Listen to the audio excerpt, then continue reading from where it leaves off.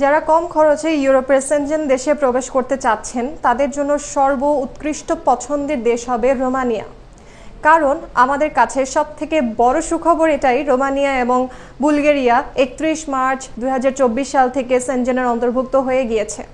অর্থাৎ বর্তমানে রোমানিয়া একটি সম্পূর্ণ সেনজেনের আওতাভুক্ত দেশ।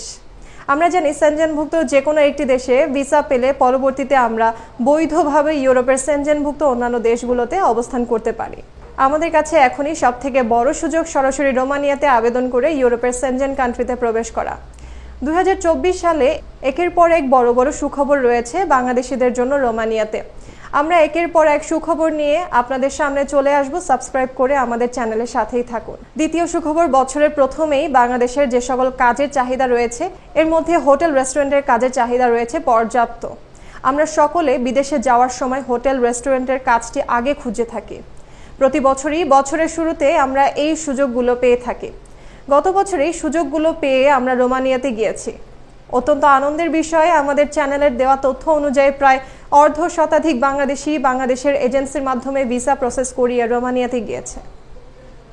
বর্তমানে আপনারা বাংলাদেশ থেকে হোটেল রেস্টুরেন্টের কাজে, ফ্যাক্টরিতে এবং কনস্ট্রাকশনে 3টি মাধ্যম আবেদন করে রোমানিয়ার ভিসা নিতে পারেন। একজন হোটেল রেস্টুরেন্টের কর্মীর সর্বনিম্ন বেতন হবে 600 থেকে 700 ইউরো, যা বাংলাদেশি টাকায় 75,000 টাকা থেকে 90,000 টাকা। আর ইউরোপের প্রত্যেকটি কাজের সবথেকে বড় সুবিধা, সপ্তাহে মাত্র 5 দিন কাজ করতে হয়, দিনে 8 ঘন্টা করে।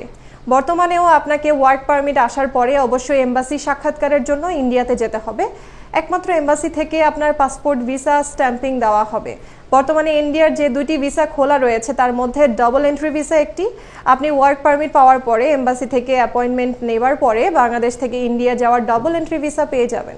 বর্তমানে বাংলাদেশ থেকে রোমানিয়া যাওয়ার জন্য আপনাকে 9 থেকে 10 লক্ষ টাকা পর্যন্ত খরচ করতে হবে।